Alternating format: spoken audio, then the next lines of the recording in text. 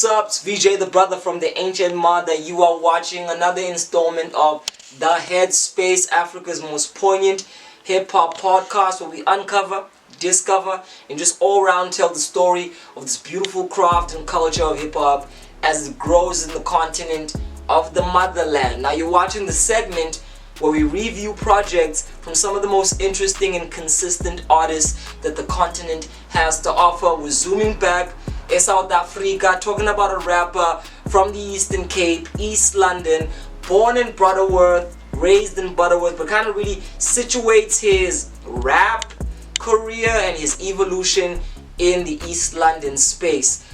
Cat by the name of Slogan the Rapper. His music has, for those who are not familiar, always lended itself to the hyper commercial ear. He's always been somebody who kind of takes charge of the latest booming pulse of sounds and find a way to interpret it in his way. Known for his subtle but also dominant sense of confidence. I know that might sound a little bit like a contradiction, but believe you me, he's able to kind of blend these spaces where his voice, which is pretty much reserved and raspy, finds a confidence in the way that he navigates the beats. A good rapper. He comes through with his latest project, Bulumko EP. Now, to translate what Bulumko means, for those who might not be familiar with isiXhosa as a language, it means, simply translated, wisdom. But it's deeper than that, because it hints to a carefulness. It hints to an awareness about how you tend to yourself and others, and as a result, that is what becomes wise about it. So I think for him to have that as a real name and to ultimately decide to put it and emblazon it on his music as a title brings us to a place that is deeply personal. Whenever artists pull this move where they use their real names as project titles, you know that they're in a place where they're trying to create a level of consistency between the persona that the audience might be familiar with and how that exactly meets the person that they truly are. Whether or not those are two totally different things, sometimes it is the case, or whether it's an extension, or whether it's a kind of a suppression of the real self in order to adopt an opposite alter ego. In Slogan's case, I think it's very much an expression of who he is as Bulumko. Bulumko is somebody raised under humility, strict values, traditionalism that kind of echoes in the kind of environment you would expect he grew up in. And as a result, he navigates his own path in the modern world with these kind of old values as a young person, and thus comes this wrestling of change, the transformation of what are the things that are worth taking with me into the future as I evolve as part of a new generation who are marking their own identity, discovering their own morality, and pretty much evolving and innovating the culture as they live it. As a Xhosa person living in 2023, in the era of hyper internet activity, artificial intelligence, the mechanical super hard drive of capitalism pushing at the pulse of culture and African identities, pulling and pushing of this amoeba of creativity that situates us in a place where, when we're not from the immediate West, we feel suppressed and we feel this need to kind of sell our identities in a way that's applicable and acceptable to Western values. Slogan intercedes and he definitely interrogates the times he's living in. It's a 6-track EP that, as brief as it is, basks in a lot of personal rumination. It's Slogan mainly talking to himself about things that mean the most to him. It's a memoir. It feels very diary-esque in the way that the raps are written. There's a conversational tone about the way that he raps, very slow paced. The beats are very open and empty to allow him to kind of project the sincerity that I think this project was anchored according to. Slogan's done a lot of music for music's sake. What I mean is the kind of music that makes itself easily available to capitalist reproduction, the kind of music that's made for the marketplace, so to speak, that's made for the club and the bopping and the escapism. But I think there comes a time in every artist's life where that kind of art just doesn't fulfill their actual core, because what it does is that it uses their energy to try and cater to things outside of their own immediate creative span. And what that does, it can be very, very tiring. And I feel like this is where Slogan was, in a place where the consistency in being commercially safe provides easily accessible markets. It makes people familiar with the name. But what it does also on the flip side is that it starves the artist of art that they truly feel can speak to what they're going through as an artist. And I think true artists always want to speak their mind. True artists always want to speak for how they feel in that moment in time as an extension of their society. And only tastemakers will willingly sacrifice their voice to just become industry ploys. So Slogan positions himself as a true artist. He says, fuck that shit.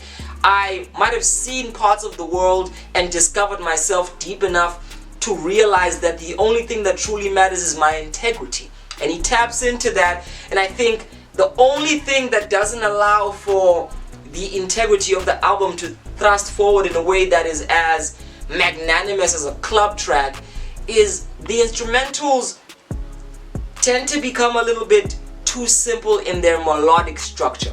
A good song, whether it is a song for hype or hope, resides in this place where its life flows back and forth, up and down between the emotions to create an emotional cascade that allows for the listener to almost get pulled into a diverse experience. And sometimes songs lack this element because rap can become pretty monotonous in its sampling structure, in its drum pattern, to the point where a lot of producers rely on one pattern from the beginning to the end of a song. And I think in the case of the Bulumko EP, it is failed by its inability to be able to, with each instrumental, stretch the capacity of what is possible with these beats. And as a result, they feel thin. And if it wasn't for Slogan's presence, and again, the warmth and the directness of his tone, and of course, his straightforward bars, the project would really sink in the average to below average mark. This is where a true MC carries the project by being captivating.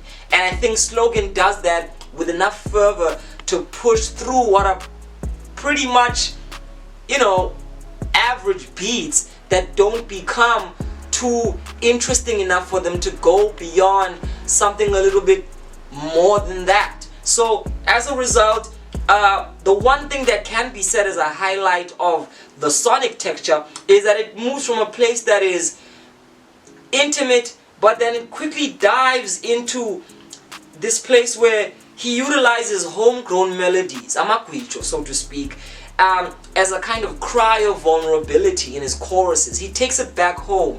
It feels so homegrown that it's unmistakably South African. And you know that the badge of honor for me, for every artist, is the authenticity. So it drips and it oozes of where Slogan is located as an artist, and his indigenous influences just come off of this. And this is a proud moment as a South African to kind of tap into a place where you're not doing what is cachet because you want to just slip into what's popular. You take the time to listen to the sounds of where you are from. It even goes into a place that's interestingly Afro beats, and with tracks like City of Gold, he takes us to a place where we move a little and we groove. And it has an element to it where we go from the reflection to a place where we can move our heads. And I think ultimately with its brevity, it's able to become a short, brief story of how Slogan is in a place where he feels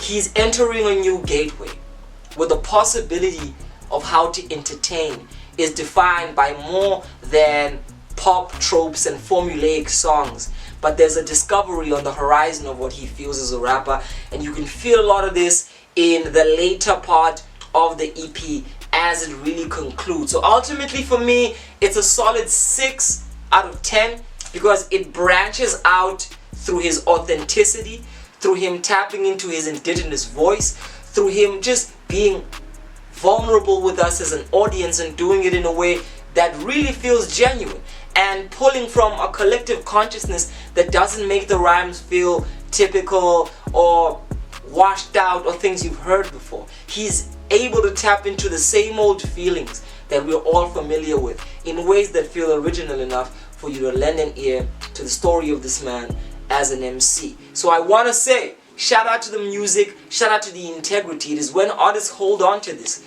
that they give themselves an opportunity to evolve beyond what pop culture says they can be. And the irony of that is that pop culture will always be following you if you allow yourself to believe in your strength as an artist instead of following pop culture, because trend is always late. Everything that we see on TV is discovered from the grassroots of what has been done by artists who fight for something new. So it's not the other way around. It isn't the brands and the corporate powers that lead us to where the creativity is. It's artists speaking out for the creativity in and of itself. Shout out to Slogan, shout out to the Eastern Cape, shout out to South Africa. I mean, great rap is great rap.